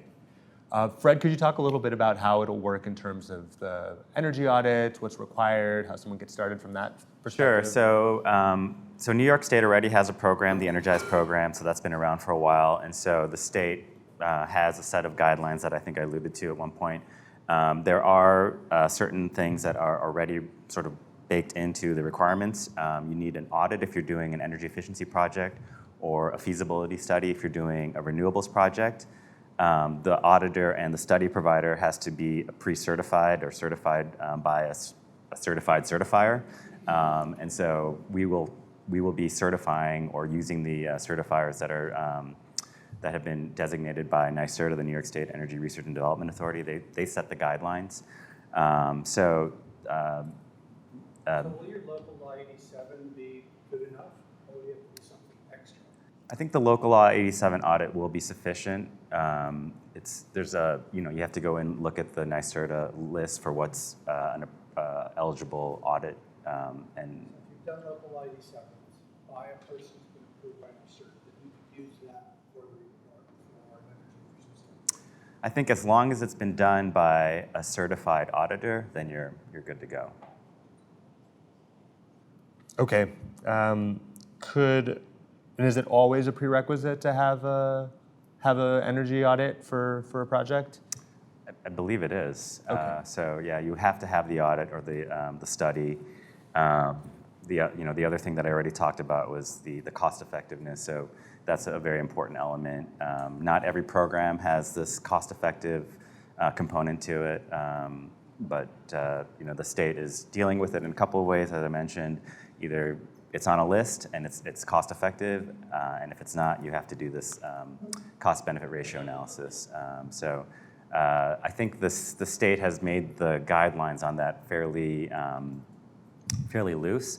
So there is some ability to play with the numerator, the quantifiable benefits in addition to the savings that are achievable. So they want to encourage people to be able to do projects. So I think the goal is to be able to find a way to make the case that it is cost effective. I'll just say. Oh, I wanted to ask Fred a question just on that CBR then. So, because that's different than what I've seen in other PACE jurisdictions and what we do in Maryland. So to clarify, that CBR is a per measure cost-benefit ratio that's done. And then is there a overall SIR, savings to investment ratio requirement, or not? It's just a CBR requirement, Okay. and that can be done on a per measure basis. Okay. And Fred, soft costs, the cost of studies? What are the other things that can be included in addition to the hard costs? Again, it's fairly loose in terms of what's eligible for a PACE financing, as long as it's related to the cost of the project. It's includable as a financeable cost. Great. And I was just going to say that in the district, we found generally, for a good-sized, a development project, we can usually work with a lot of the documents that are just getting produced out of the development process. You got a capital budget, you've got, you're going for a LEED certification. If you've done any, energy modeling, you can have a lot of information to tease out, these are the capital measures, the expected useful life, and the savings. So generally, I find that PACE fits pretty well into the process, and it's not, if you have your local law here that's requiring energy audits anyway. This is still an evolving program, and but my expectation is that it would end up being streamlined into your regular development process, but just harness those pieces of analysis in a way that you can tease out the savings. Great. A question that's dear to my heart is the opportunity and challenge for serving LMI housing, affordable housing. In New York City, we have 1 million rent-stabilized apartments that tend to be a little more difficult to serve, may have complicated capital stacks. Maybe starting with you, Bracken, can you talk a little bit about how you approach those types of deals and what the opportunity is for us to use PACE to serve them here in New York? Yeah, we kind of backed into affordable housing. Our company was incubated out of an affordable housing developer, and actually our first project was a 9% low-income housing tax credit project that had come through the HUD Section 8 program. It was in the middle of an affordable housing compliance period, and they had a capital need. They needed to do some rewiring of the electrical and some repair upgrades. And there's like this debt stack that was locked in for 15 years. And they really didn't want to mess with it. And they said, well, this is a tax obligation. It's not messing with the ability to pay for the debt. And it was actually a very nice layer to come in and do a set of measures that were cash flow positive, improve the project. We had to go to the low-income housing tax credit, the investor and the tax credit syndicator. So, MetLife was owning the tax credits, and Royal Bank of Canada had done the syndication. The hardest thing was just getting the attention of these big institutions to approve the very first deal we'd ever done. But once they looked at it, we were also passing through the tax credits on the solar that we installed. So it actually made a richer benefit for the tax credit investor. And once they looked at it, they said, sure, they liked it. We've since done other low-income housing tax credit deals. We had one project, it was a transitional housing for women with a number of supportive housing needs. We were like the 9th layer brought into the capital stack with all sorts of other sort of publicly enhanced money. And the project had taken so long to come together that the bids on all the work had gone up, and they suddenly found themselves with a $700,000 gap. So we just came in and did the PACE layer to fill the gap, and then we greened up some other measures to create cost savings. We added solar they didn't plan on, we improved the HVAC system, created the savings to cover the new debt, filled the gap, and the project got built. So I think affordable housing is a great deal. The place where we've been really close a lot, but we haven't, if it's a new 4% LIHTC deal,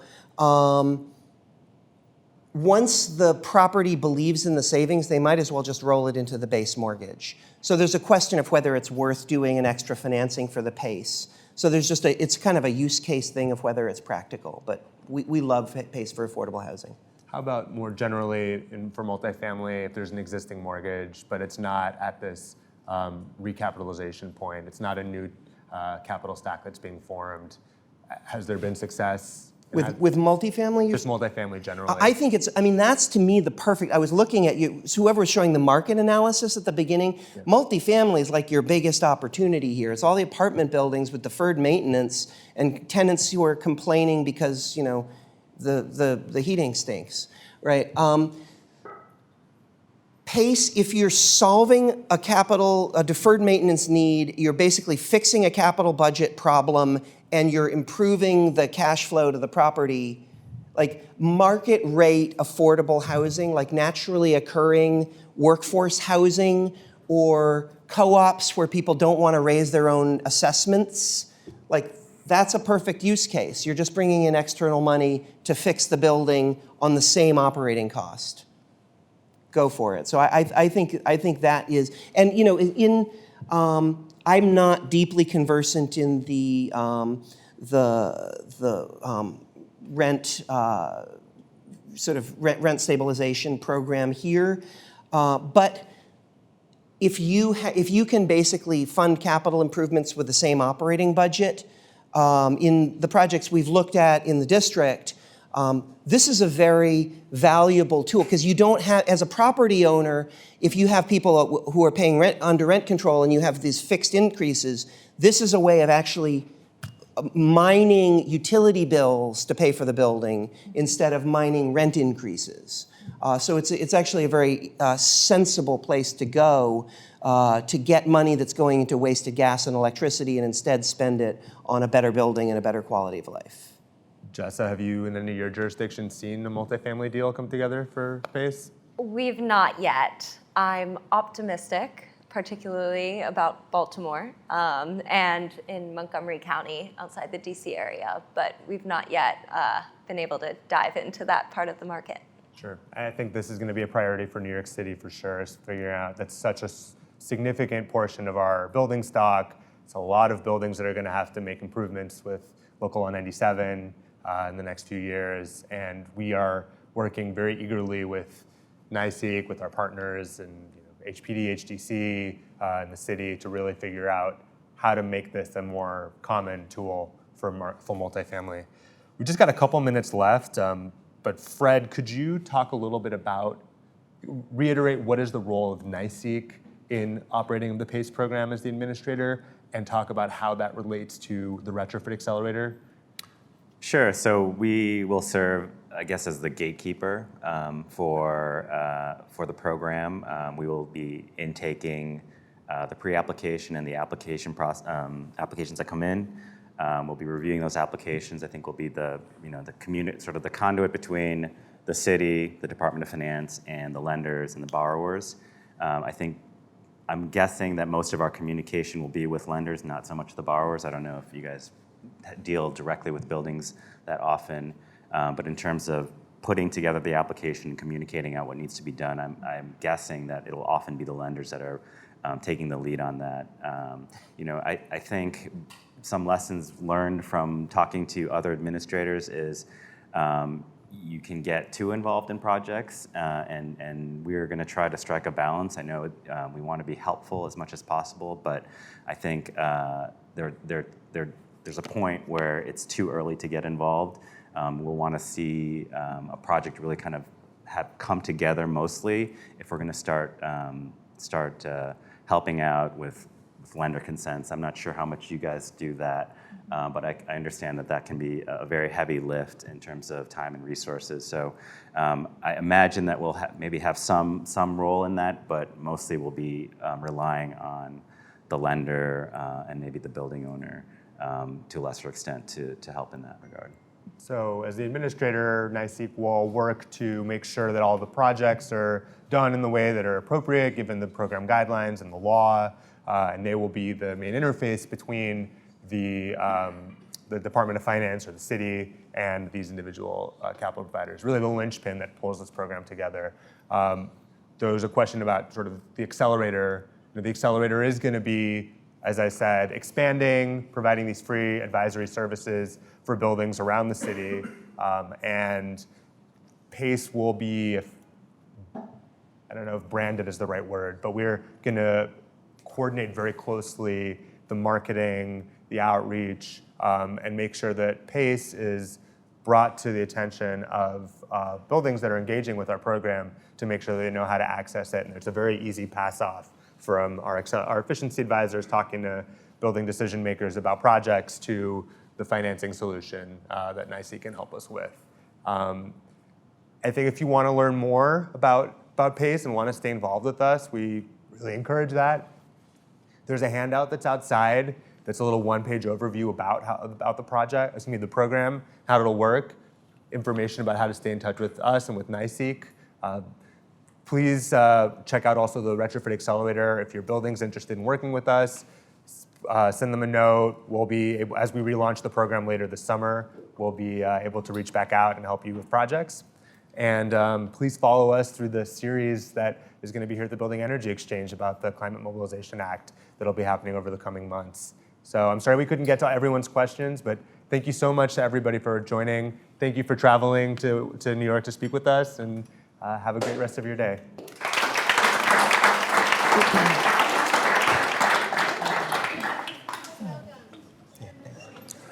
Yeah, great. It's a much Good to see you. nicer word. Read Forward to one where the truck helping out however we can. Yeah, right. Yeah. Let me, let's see, this actually has my New York address on it too. So there you go.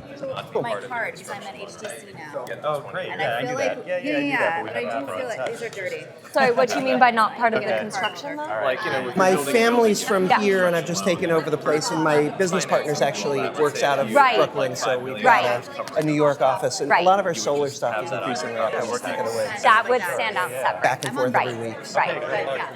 Yeah. Yeah, you would not be, All right. you wouldn't Good be to able to see you. convert that Hey. to a special Hey, how are property you? tax assessment later on, but Good, exactly. nice to see you. Thanks for coming out. Sure. This was meeting you remedial too. for you, Yeah. but Nice meeting you. Thank you. Great presentation. Cool. Thank you. I like yeah, I'd love to circle. Are you? Where are you now? That's great to hear. I'm from Lord Campaign. Okay, that's right. Oh, But on a yes. consulting. Maryland Yes. as well. We haven't done a project there yet. But you're about to finance one Yes. for us. I heard. I didn't realize until just the other week that you were the financer for dividend. Yeah. Right. Do you have a Okay. card? Yes, I do. Obviously not well enough since I was spreading misinformation, but yeah. It's all changed. Our corporation is dividend fund. Yeah. We actually The big banks are having trouble with it. Yeah. Some of the towns before. They're my We Virginia actually wanted cards. to do it this week, but I think now it's He just sent me the application. It's on my list of things to do, is to review it. So I'm very excited Thank you about for that correcting project. that. I should Yeah, circle great meeting you. going on. It Great. has been interpreted by the state not to. Hey, you too. How's it going? Thank you. Right. so tiny. It's funny you listen to them. Didn't get voted on. You're kind of like, all right, what but do we we do? anticipate Why in the is next this not session. Too much hassle. If you energize our Right? Too good to be true. Right? I had that conversation with the Department of Finance in one of our counties that's in the Maryland. trend. They hadn't yet opted into the PACE program yet. Yeah, and I sat down with him. I'd heard in the past they'd been in opposition in New York to City it, yet, which but you yeah. sometimes get from finance and tax Okay. authorities just because they're afraid it's going to be a lot of extra work for them. Go But yeah, I rebuild the sat down with him. I told him about it. He said, Right. yeah, why wouldn't you do this? Of course I'm on board. I'd love to catch it. Do you have a card on you? Yeah, I do. So, yeah, Right. Like that's what makes it. Right. Even if you came to someone and said, oh, well, you can do this, but it's only 50%, they're like, all right, Right. I don't have the other 50%. Right. Well, I it's mean, 100. you know, the only thing there is that the nuance, right, is that private lenders might still have maximum thresholds because of their underwriting requirements, right? I mean, I've had that Great. question come up a few times lately know. Good from to know. property owners, so I've started like trying to clarify, look, the program's 100% is eligible, but a lender might have a maximum that they won't go beyond, like compared to the value of the property, a loan to value threshold. Which, Not for the project. yeah, not for the But project, for the whole building. but for the whole building. So that can sometimes That makes sense. put a maximum on it, but you wouldn't want to over Well, yeah, I was leverage. going to say, are you The lender consent issues become big if there's a Fannie note. You've got to work that through. So. Sometimes, but not commonly. Right. We've done a lot of work with the DCHFA. You just New York's going to need to be proactive to get ahead of that. You're not a financing institution, so you won't have an official role in New York. No. Those loans are bond No. Connecticut I'll has be issues with on their call bond covenant. in We've case got Fred has a comfort in question, DC. admin to admin. Really but- depends on the covenant. and getting ahead of it. Yeah. You're going right to the right issue. Yeah. So It's doable. it's doable. Yeah, It's good absolutely seeing you again. doable. But you need to do it. Hi. Connecticut ran into a problem, and by the time they were trying to solve I it, see you the all HFA over was LinkedIn. nervous, and so I think the Great, politics thank matter. you. I'll get you I'm my not sure card where it too. stands now. I was Sorry, helping them. let me I was just helping the Green slide Bank with their behind. multifamily program for a long time, but Very nice. in Connecticut. I Thank was you. helping Thank you advise for them on coming multifamily. out to the event. Yeah, let's follow up. Oh, good. Let's grab coffee on that. Oh, really? Oh, that's great. Yeah, I was trying to blast it last minute. I had my Great. intern. I was thinking Nice to about meet it you. every Nice day. Yeah, great to meet Great. you too. One other quick thing. And remind me actually, what do you all do? I'm working We with them actually on rate the this too. securitized debt. Oh, okay. Yes. Okay. And I'm a researcher, so I write a lot about PACE. Okay. Coming out of PACE soon on developments in New York City. Oh, great. Great. I'll look for No, that. I appreciate your keeping up to date on Yeah, we would be the Good. administrator. Nice to meet you. You guys Very can be the nice capital meeting you provider. too. Let's just figure it out. Hi. And we work with Greenwork. It Coleman. would just be the same. Yeah. I'd love to work with you on that. Right. Okay. I'd love to do a New York, a nice okay. PACE deal in DC. And That's we've, great. Country Club, those kinds of things. Those, solar canopy for the parking lot or whatever. It makes a lot of sense. It's a big group. Yeah, let's get coffee soon. All right. Good Cheers. Good to see you, Andy. Hey, I'm Timur with nice to meet you. New York City Housing.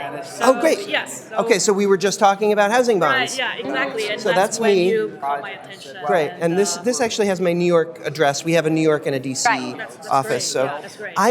I'm glad to have your contact. We went very deep with the DC Housing Finance Agency. Oh, it's top onerous. Yeah, exactly. Todd Lee and Christopher Donald is their large multifamily guy. And we've put together a structure where we could do a PACE bond sitting next to a housing bond for the sure. green improvements. We spent a lot of work. Nixon Peabody did a bunch of pro bono legal work for us. It's great to hear. So we've got a lot. We drafted an MOU. We're waiting to execute it till the Right. Green Bank comes on. But I could give you a I would lot be to work really with if you want to curious figure out a. to see Yeah, I would love to hear more where about, Yeah, let's- he let- has let's- done projects. I'd love to help expect get those the pieces organized for New York. And we are Part still of it that he's referring to probably Yeah. has to do with Great. energy audit requirements. Because that Yep. is the portion of PACE nationwide that I think today remains the most variable in terms of what's required. So There's what we not actually a worked out with the best MOU was practice, we I think, that's decided yet been identified in terms the of validating the housing energy bonds should savings. actually be issued by the Everything HFA. else is really So we standardized, created- and if he's a large developer, Right, he's used to you're working already issuing on bonds. big So what we real estate created, projects the and what Green that Bank is entails, going to and be PACE issuing the isn't a PACE lot extra bonds, in that but we sense. have a delegation of So authority if so that the I would HFA expect they did can PACE issue and projects where there service were heavy PACE notes energy audit alongside of housing requirements. bonds. And I mean, in Illinois, for example, I was just talking to their program administrators, and they initially Right. required a Yeah. lot of data up front, and they've since I would realized be that thrilled to they help you didn't think need that it all. through. It was too much. It was we dragging out the we process. haven't done it yet. I mean, in but Maryland, I think we that this actually is have a product that hasn't yet been built. Touch in terms that, of that could be the energy applicable audit to every HFA requirements. nationally. I think it could be a very exciting tool. We have one of the looser requirements, Cool. Yeah, not it's great to looser, meet you. but Cheers. like lighter. Hi. Yeah, How are you? around that Cracking. in the country. So we haven't had too much of a problem with that. This might have been in Florida, I'm a where he's based. Yeah, I'm guessing.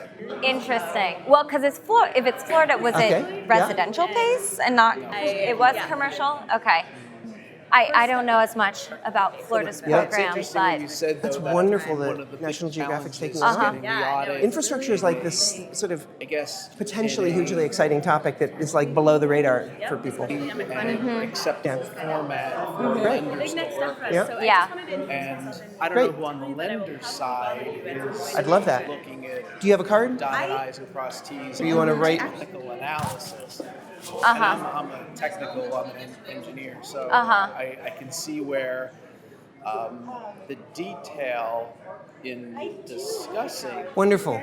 There you go, and that's me. deep energy. That has my New York address. Lender. And you're you're Right. in DC. Great. Yeah, you're at the National Geographic. To understand your audience. I'm not sure. Explain it in the Okay, correct way. good. to say Right. And we're based in DC. We're over at Yeah. in Noma at the U-Line building over Yeah. here. So I mean, he could also have gotten easy. held We up could grab coffee. in And I'm also their consent. putting That's my the other another big hat. one I'm also that can really draw it doing down. policy if with Governor he's Inslee, working with a who's running mortgage for holder president. that So hasn't I'm sort of approved deep pays in that. Like, before. what's the That could be big a really long conversation about climate and process. infrastructure and national policy and stuff? So that could be a fun, Right. a fun extra piece here. we're the main lender, and now you're going to take another loan. Yeah, well, and it's that the PACE loan is senior. So they're concerned about not being able to get their money because All they're right. coming Well, in behind the nice to meet PACE you. loan. Thanks for introducing yourself. Yeah, Cheers. that's the bigger concern. Yeah, you do get that sometimes, unfortunately, if they've had a bad experience elsewhere there. Right. But, hopefully this How are you? program develops a Excellent. good enough Good. reputation. Yeah, I know a fair amount.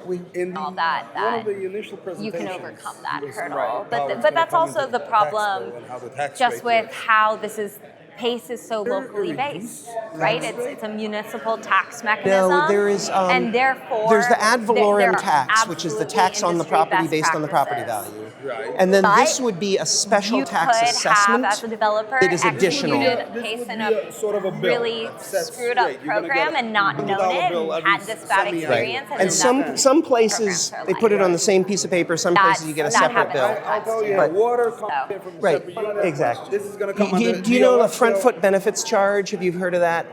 Front foot benefits. It's a way that it's like I a understood yeah. how I understood Yeah. Uh-huh. the problem. The way I pay my tax bill, like for example, specifically in New York City now, they have like an HPD yearly registration fee for homeowners. That comes from finance department. It comes out on my June tax bill. I get the $13. It's $13. It comes through my June tax bill.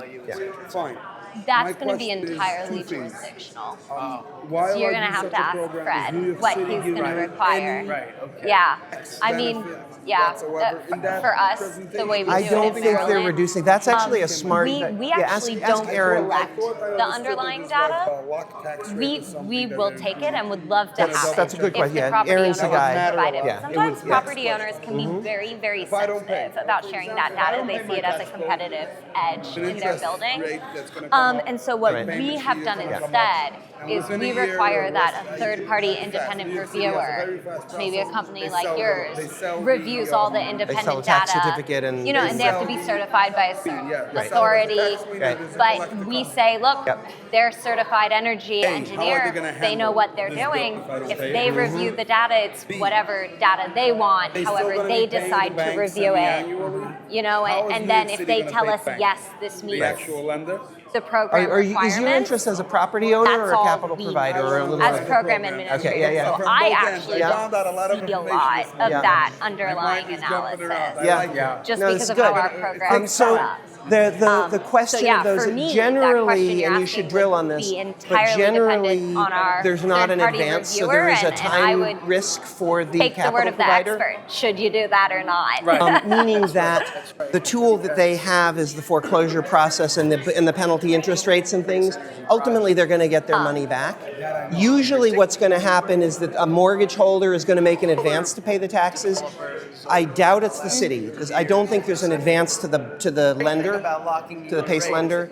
I'd be very surprised if New York is actually going to pay the note while the collection process is going on.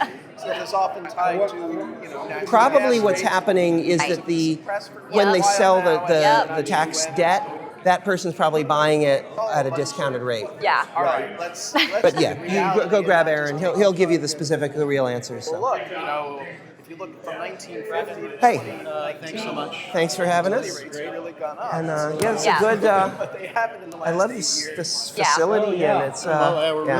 really lucky. Yes. I guess the review And I have a true confession to make. I lost the phone piece. Oh, good. I went looking and it was gone. He does. We're right now working on the same thing in Virginia. I was on a phone call about it yesterday. So it's a lot of questions, right? You have to first decide, like philosophically, what is your program's balance between improving energy and economic development, right? I mean, if you had no energy requirements, you could funnel money into the region because it'd be like a